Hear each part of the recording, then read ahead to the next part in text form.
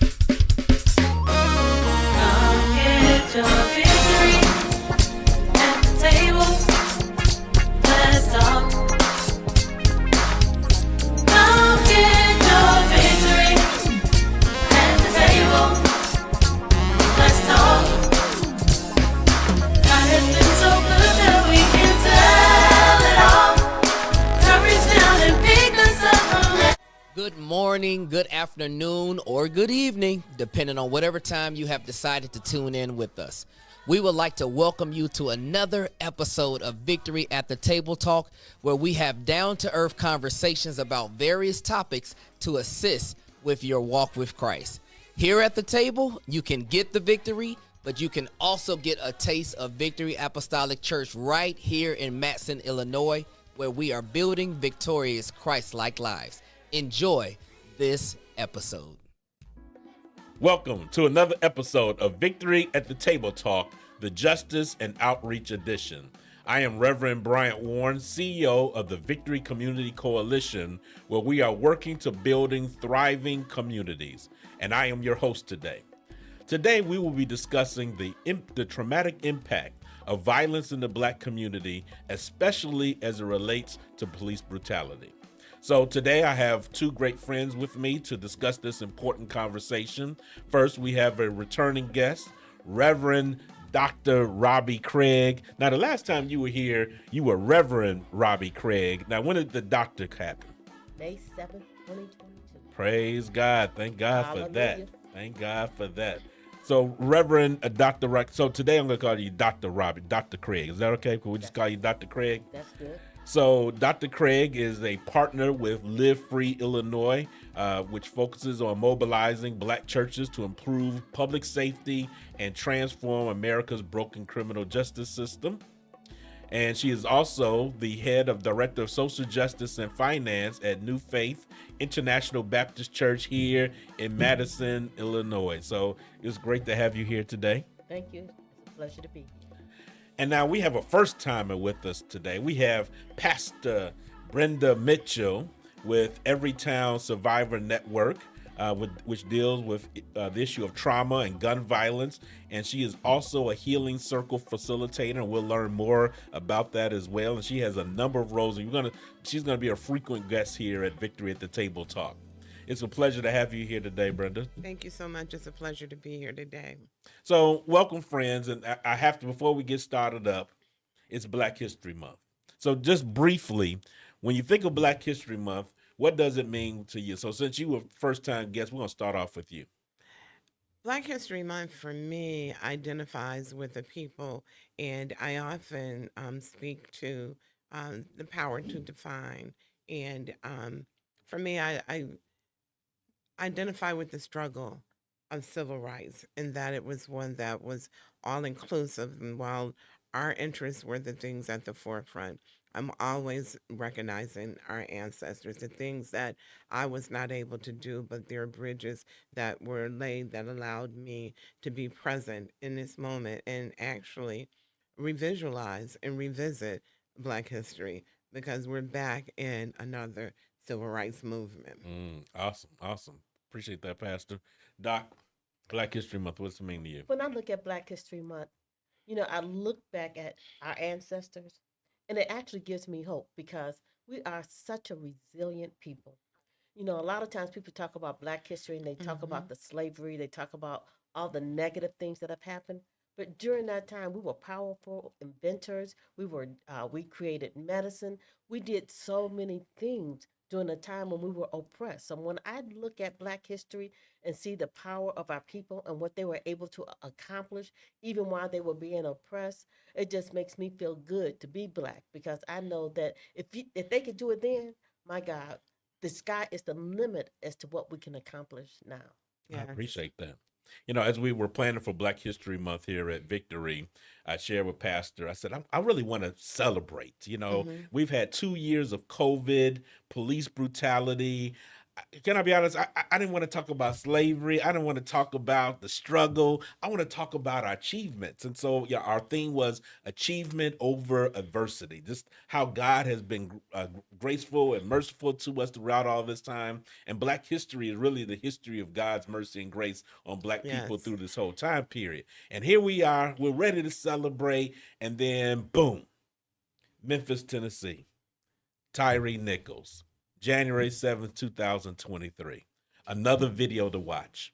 And honestly, folks, I did not want to watch the video because I'm tired of watching Black men and women being killed and brutalized by police officers in our community.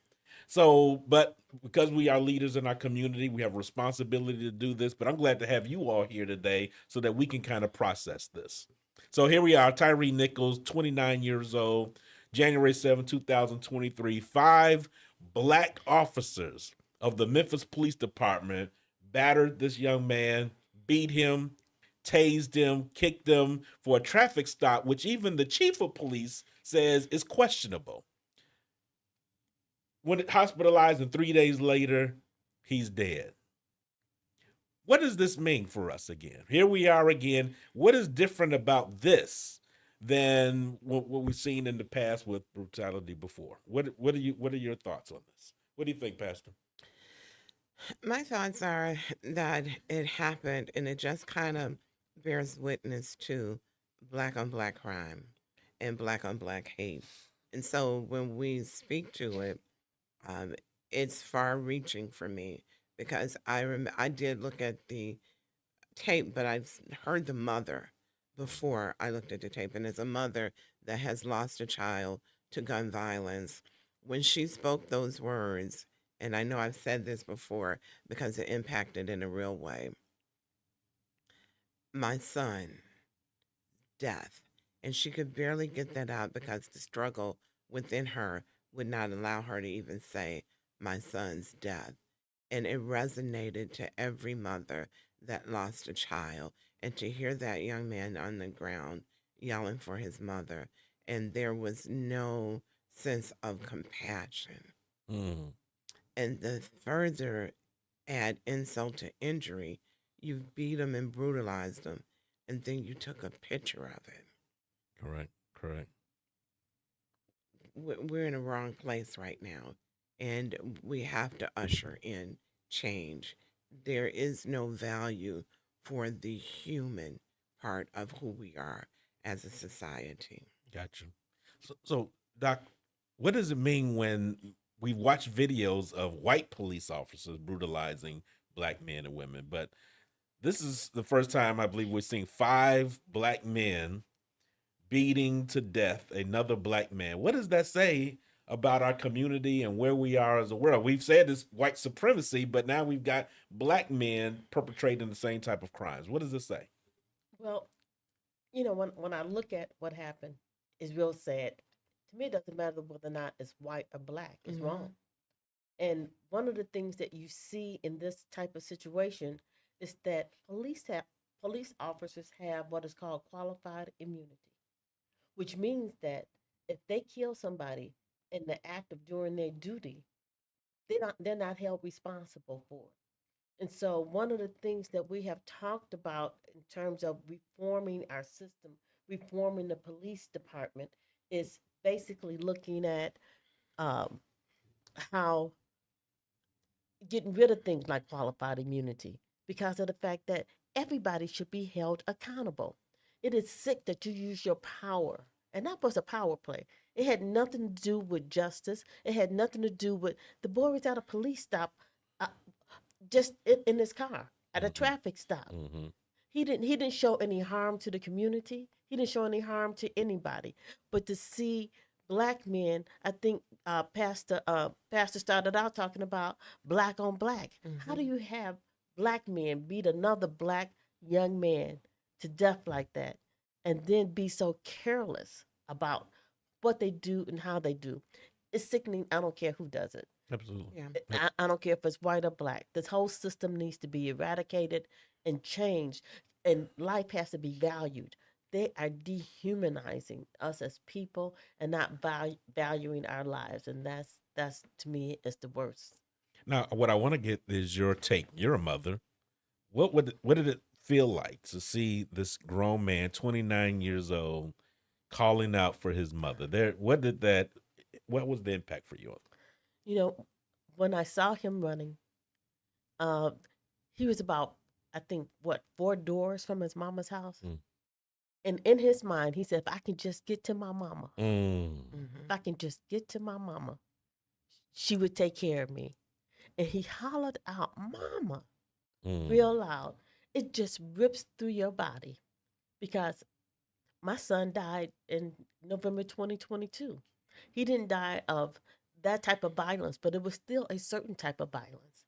And anytime that you see that type of thing happen to a person and for no reason, it is just heart wrenching to do that. And I thank God that his mother had the audacity to stand up and bring this to the forefront. You mentioned that I work with Live Free. We just had a meeting last night, and we're all across the country. And Pastor Mike, who leads the organization from California, said, when you see one incident like that happened in Memphis, there are thousands that Wow. never come out. Wow. Because most people, they have done it so many times, they don't believe that people will speak up. They won't believe that they'll be challenged. They are so used to people being so afraid of them that they won't, they think they can do anything and get away with it. I am so glad that people are starting to speak up because they have had on body cams. So if they didn't think the body cam would have any effect on what Correct. they were doing, they didn't care. Correct. And that was what was amazing to me is that after what we've seen with George Floyd, that you would be more careful. You're wearing body cams. There is a camera on a pole, and it didn't seem to impact their thinking or their actions. What do you think about that, Pastor? We think that this is uncommon, but it's common. When we talk about it, we talk about trauma on a personal level. What the mother is experiencing is personal trauma. What we've experienced through this situation is community and institutional or historical trauma. And so institutions such as the police departments breed this kind of trauma. And we buy into a system that is corrupt. And someone said to me, well, what about parents and what about parenting? What about society and what about institutions? How do we correct, as Dr. Robbie said, how do we correct these institutions, eradicate and right size this? They have bought into a mindset. Mm. And when you buy into a mindset and an ideology, you don't identify yourself as being black. You're identified with the institution. Wow. So the institution becomes your brain, your group think. And so I think that we have to look at the institution because they're not doing for us. And I want to quantify this because then I'll have every friend of mine that's in law enforcement coming after me. There are people that are doing this right and they get it. Unfortunately, those are not the voices that we hear. We hear what we heard on the street. And when he was crying out, he was not only crying out for his mom, that was a statement to the rest of us that he was crying out for humanity, something that he did not get on that night. Gotcha. Now you brought up the subject of trauma. I want to transition there. But before we do, just briefly, I know you have a long resume.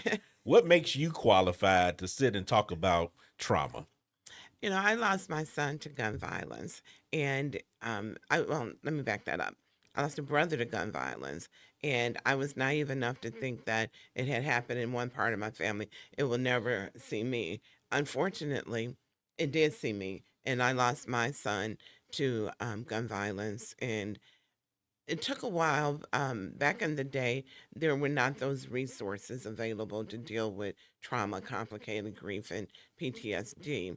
And so I experienced on a real level trauma and on a personal level. And I made a commitment because that trauma can be so devastating that I almost lost my life 3 times during that process. And once I came through it, and I took control of my life. I swore and made a commitment, and it has become my passion. I will never see another mother like this. And so I started to champion around trauma care and trauma informed resources to not only us as mothers, but to our communities, because our communities are traumatized as well. And this impact of what happened with Tyree, that's a further impact to that community. They will never be the same. My community, University Park, we lost my son, who, I was a politician at that time. So everybody in the community knows me. Connie Woolfolk, Lane Bryant shooting, came out of that. That was my son's best friend's sister. So for us, it's real. And almost 3 years to the date of my son's death, and the two families just finished going through this together. But we have to deal with the issue of trauma. Um, we talk about being underserved in our communities. We're underserved, but it's like you said, we have to have hope. But it's hard to have hope when we don't have resources to move our communities to the next level. Gotcha. So I did a little research, and so I wanted to know what community trauma was. And so here's a definition that I found, and I want to have a conversation about. Do we agree with it, and does this relate to our community? So community trauma, also referred to as collective trauma, is defined as an aggregate of trauma experienced by community members or an event that impacts a few people but has structural and social traumatic consequences. Would you agree with that definition, or you have I something would. better? I would. And there's a documentary out there that I read too, for further reading, Invisible Wounds, which is something that was created in conjunction with Every Town. And I read it, and it's a powerful documentary. And it's easy. You can Google and get it. And it talks about just that. And it puts those things in different buckets because it's not just a community, it's personal, and then it affects the community. The community that has experienced it over the years become a product of that trauma, and they're still not out of it. There was a young man that was shot, and he's a paraplegic now in a wheelchair. And after hearing me speak, and he was coming on after me, and he said, "That's exactly what's wrong with our communities. That's exactly what's wrong with me. I'm still traumatized, but I was traumatized before I was traumatized because I was in a community full of trauma." So it's real, and we have to address it in a real way and understand you cannot get rid of the problem unless you do a root cause analysis and put the resources in there and give people real hope, not just, I'm not going to say this because that'd be something else. Um, we give giveaways. We have, and we meet the needs on some levels when we're giving food and when we're, giving turkeys. But the need is bigger than that. And the federal government has to step up to the plate. And we have to step up as communities and say, we're here. See me, feel me, understand me. My dad always said, what we do for the better good of humanity. And that's where I stand. I appreciate that. So, Doc, you've done work with gun violence in our community. Do you have any viewpoint or perspective on how this violence what does that trauma look like? So we talk about the trauma. How is that trauma manifested in our communities? Trauma is something that I think, Pastor has already said, you have to look at it from a minute detail. So if you look at a community, if you lack education, that's traumatic because kids are not being educated. And then they're treated a certain way based on the fact that they're not being educated. When they're not being educated, they cannot get jobs. So now you have a continuing cycle. I'm not getting educated. Now I can't get a job in order to take care of my family. And so then it takes me to do things that I shouldn't do. And not to give anybody any type of excuse. But we point our fingers at people who live in that community and tell them to pull what is it? You pull up by your bootstraps or something. Right. And somebody told me you can't even reach the bootstraps if you're sitting up. So, we tell people crazy stuff. You know what I'm saying? Right. And we don't know the psychological effect. So two of us can grow up in the same household, and one person figures out for themselves how to navigate that. Another person just seems to feel every blow of the trauma and acts out against that. And so we point a finger and say they're never going to be anything, they're not anything, and we start pointing fingers at people and putting labels on them. But we don't know it's not even generational. It's not even just that it's just generational. It's something that society has placed us in from the beginning since slavery, where they've taken out resources from our community. And without the resources, you don't have a chance because you don't get educated, you don't get a job, and you don't get the care that you need to deal with the trauma that you've been faced with.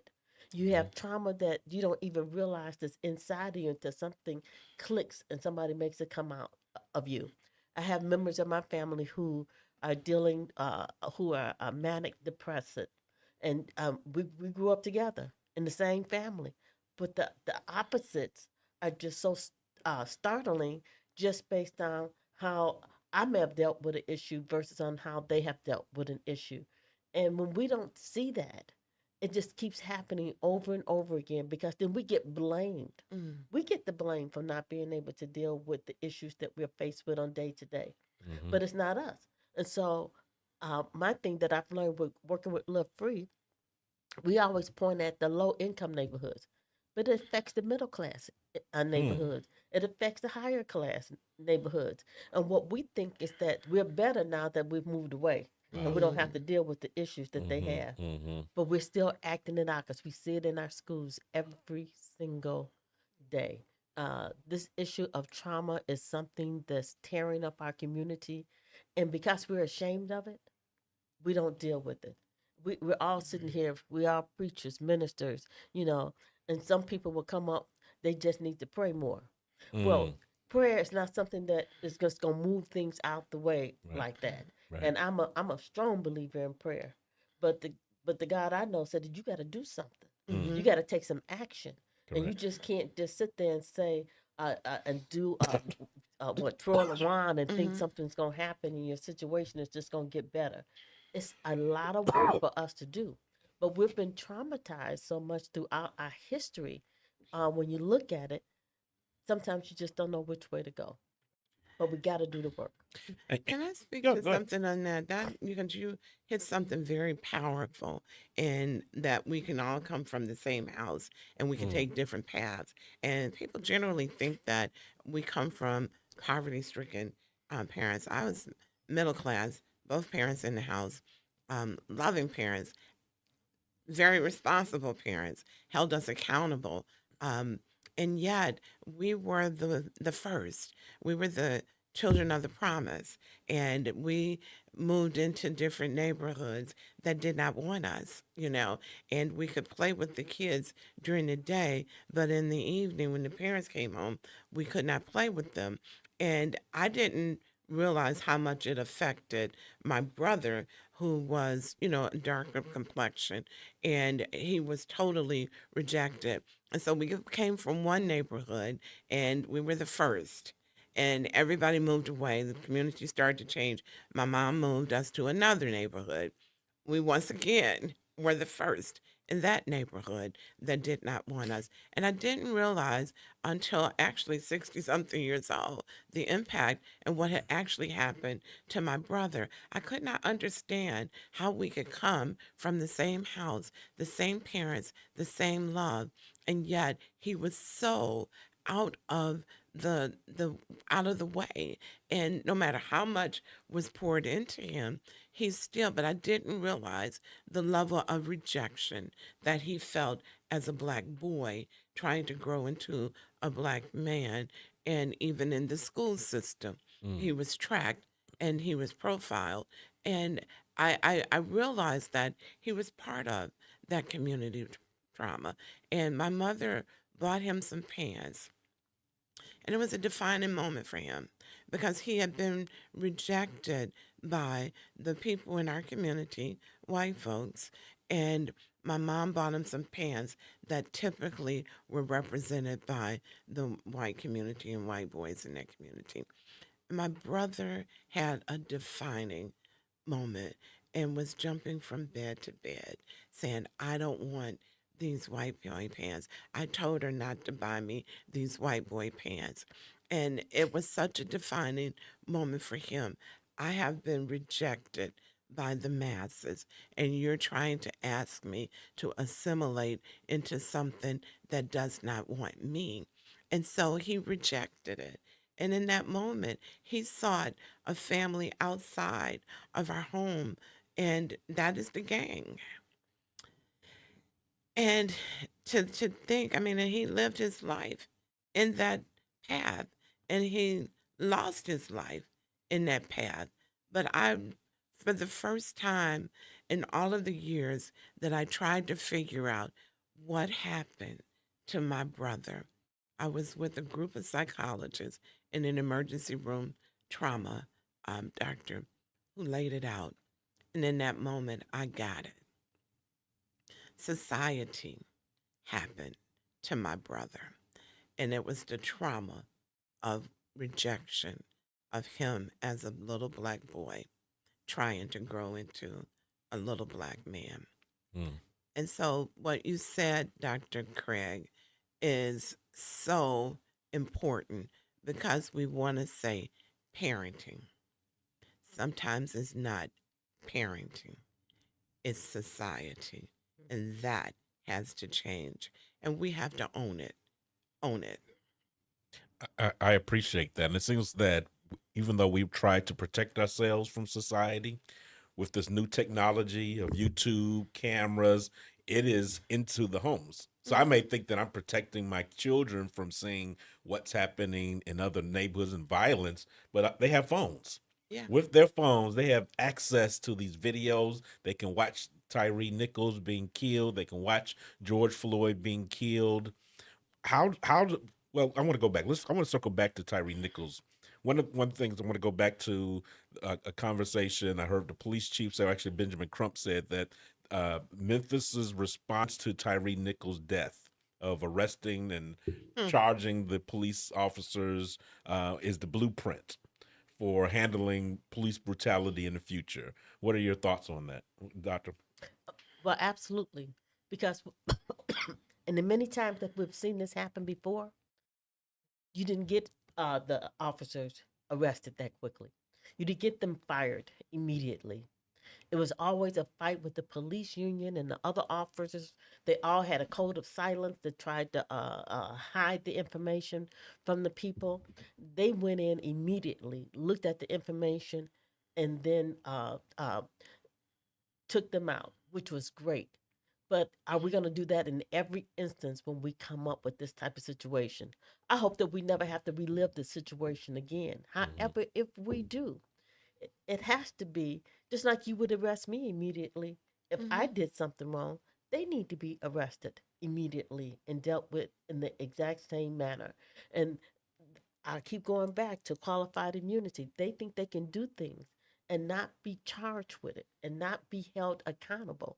We have to hold our police force accountable. Now, just like Pastor Brenda, my brother is a retired Chicago police officer. My brother-in-law is retired, working in the system of Chicago police officers, and so therefore, I got it on both sides of me in terms of dealing with people in my family that work in this particular field. And so I'm not putting people down because we know there are good police officers. And I appreciate those who do their job with integrity. But those who just use it as power, that they can just do what they want to do, that they don't have regard for life or humanity or people, they need to come out of the system. And one thing that reform does, when they looked at doing the Safety Act and some of these reforms that they've had, this consent decree, they said that the officers who complain the most are the ones who do not want to change. They want to maintain the power that they have to act the way they want to act when they want to act that way. And to shift, that means that they have to act accountably. They have to change. They have to change. Yeah. And nobody wants to do the change. They don't want to have to do the work to change. Exactly. So earlier you talked about the work that and I'm going to guess that a lot of that is probably churches. What are some of the things? Give us two things that we as churches, leaders in the community could actually do in order to impact what is happening as far as police brutality in our communities?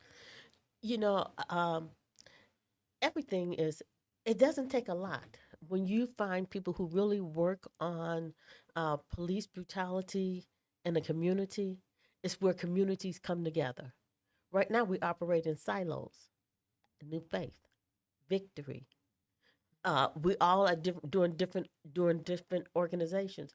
But when we come together and we work together, we can see things as a collective body.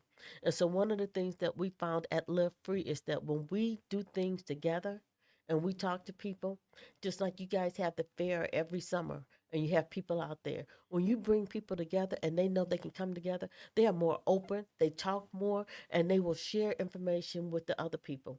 One of the things that you hear in the city of Chicago all the time is that we need the community to talk to us. We need them to open up and share information about what's going on. If we only just go to our little cul-de-sac and just sit on the little porch in the back in our yard chair and cross our fingers and drink our wine, that's not gonna happen. We have to come together as a community and engage one another. And when we see something, we need to say something.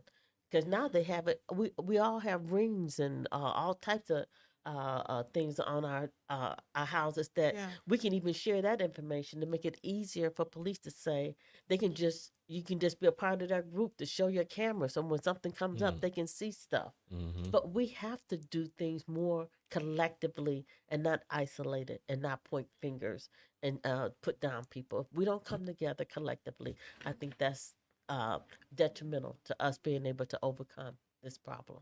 I like that. So true. And it is about accountability, and it is about us stepping up as a community, um, and holding our children accountable. Because we can't say that everything is just, police rated. Some of it is parenting. And we do have to, my brother was bad. He was bad in the streets, but he was not bad in my mother's house. And if ever the police came to the house and they said that something was being done by my brother, my mom demanded her respect. And if they came through her door, she sent them back out and told them to ring her bell that they could come in and see and look for anything that they want to, but they will do it decent and in order. Because if there's anything up in here, you can take it and you can take him with you because I'm raising him. He's not just growing up. If he's doing something outside of what he's been taught in this family, in this household, then he will be held accountable for that. But you'll respect my house as I make him respect my house. Same thing. We have to do the same thing in our communities. Hold our kids accountable and be present in the moment with them. Don't let, other people raise your kids. Raise your kids. Government can't raise my children. Those are my children that I gave birth to. And I hold them accountable for the taxes that I pay to make sure that resources are in our communities, that our children have the same, and it should look the same as a DuPage County. That's what we're asking for. So if you got a blueprint that you want to put out there for our communities, don't say what we're not doing when we don't have the resources Absolutely. out of a DuPage County. No offense to anybody. It's just real talk. Appreciate that. So I do want to hit on. So talk to me. We talked about trauma, and I brought you on today because you do something called healing circles, and maybe it's something I need to be a part of because I feel traumatized watching these videos, and not just the police brutality, but you go to TikTok, there's black kids fighting, they're recording videos. My daughter could come home from school and there was a fight. There's right here is on video. It's like, who does it's a whole new world that before I thought I moved out to the far south suburbs to run away from, and it's on my phone, it's on my computer, it's on television. It's everywhere. I need to sit on somebody's couch, but I understand that you have something called healing circles. Talk to us a little bit about what a healing circle is. Well, healing circles, I had gone through grief support groups and trying to heal and recover from the trauma of gun violence in my community, and more so the impact of losing my son and identifying with my brother too. Healing circles came about out of pain. As opposed to dealing with the pain, I made a purpose in my pain. And I started helping other parents and others try to deal with the issue of complicated grief, trauma, and PTSD. Because gun violence and losing a child is an isolated incident that throws your whole system into trauma. It's not like you have the opportunity to go through the 5 steps of grieving, and you know that the person, the end result of cancer may be that we lose our family. This is not that, and people do not know how to recover from that trauma. I don't. All systems are go. Everything that you've ever had is not the same, and it'll never be the same. And people are always trying to direct you back to a new normal. And what I say when I start the classes is, throw away new normal. Never going to happen. It's going to mess you up more than it is going to help you. But what you can do is to create a new narrative for yourself that identifies with you, and a new transition, a new place for you, and a new place for your loved one, that you still get to occupy that space. Although differently, you get to occupy it because people are hurting, and we're not dealing with the hurt that's in our communities. We're not telling people how to heal or show them that healing is possible from trauma, but you got to do the work and you got to put the work in. And so we've been very successful, and I have been given permission to take the curriculum that was used in every town survivor network, and I was one of the ones that championed trauma and trauma informed resources for mothers. We can't go out here and do, photo shoots or stand on, corners, and we're hurting and we're broken and fragile ourselves. We're like the walking wounded. How do we heal? And so that's where that started. And it's now 10 million strong. Mostly every survivor has had to go through these classes, and those that are not survivors, in order to know how to deal with survivors. Because our thoughts are totally different than somebody that's advocating for gun violence. This is the real deal here, and I'm still standing. And I tell people all the time, don't put a period behind my son's name. Because he's still speaking, because his mom is still standing. And as long as I'm out here trying to change things, then, I'm dealing with my trauma, and I'm helping others to deal and actually stand on a corner and say, Tyree can never happen again, Mm. because we're here. His mother will never sit down and say it was okay that you took my son. I will see her on the battlefield along with the Sabrina Fultons, who I attend her event every year, along with Brianna's mom, along with Mama Gwen. All of us know each other in a real way. Pam Bosley, Annette Holt. We're not sitting down. We're going after other mothers to help them to heal and to cover them, and let them know we're here for you. But more important, we're here for each other. Not one of us can do, and this is my apostle here. I'm going to give him a shout out, Full Gospel Christian Assemblies. But he always says, and it's now my mantra, not one of us can do what all of us can do together. And I invite the churches to get involved, the faith community, because where do we bring our children when they're killed? We bring them to the church to return them back to their maker. Right. How do we heal what's left in our churches? I am still in the church that I brought my son to. How do I heal in the house of God? And I'm broken and I'm fragile. And so I did talk to Apostle Ron, and I need a platform. I need a place to hold all of these broken pieces. And that's how Healing Circles started. And Congresswoman Kelly has supported us through a grant I applied for, and it came to fruition. That's awesome. So I invite others. And we've had some conversation. We're going to be doing some work through the Victory Community Coalition real soon, and we're going to get information out to you about how you can get involved in some of these healing circles as well. It's been a pleasure having my good friends here. You know, this conversation started long before we started recording. One of these days we'll share some of those secret conversations with you. But we want to share this public conversation about public trauma, the impact of Tyree Nichols on our community, of watching police brutality on our phones, on our computers, and then also giving some tips of what we can do differently in our communities to make sure something happens. So what I'm understanding from you, Doc, is that I don't have to be Reverend Doctor to do something. I can be Mr. and Mrs. Joe Blow, and I can do some things. I can be involved in my community. I can share my Ring camera. So I just got my Ring camera just because I wanted to see when my Amazon package showed up. But you saying I really have a tool to be a crime fighter. Yes, you And do. that is awesome. And then we have with us Pastor Brenda, who shared with us some tips about healing circles and her powerful story. And we're going to be bringing her back again because her story is so deep, and we're going to bring her back again. But before we go, I want to give each of you an opportunity to just give us a quick closing thought about brutality and police brutality and violence in our community. What are your closing thoughts today? My closing thoughts in regards to police brutality. Anytime you're on the cusp of a change, all hell breaks loose. And that's what you see this happening in our society. People are fighting against the change, but the change is going to happen. And so I'm not worried about it not happening.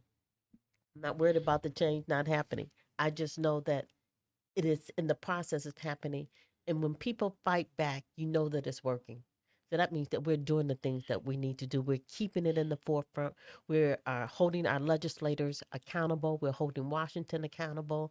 And it may take time, but all I can say is they that wait on the Lord, Shondo.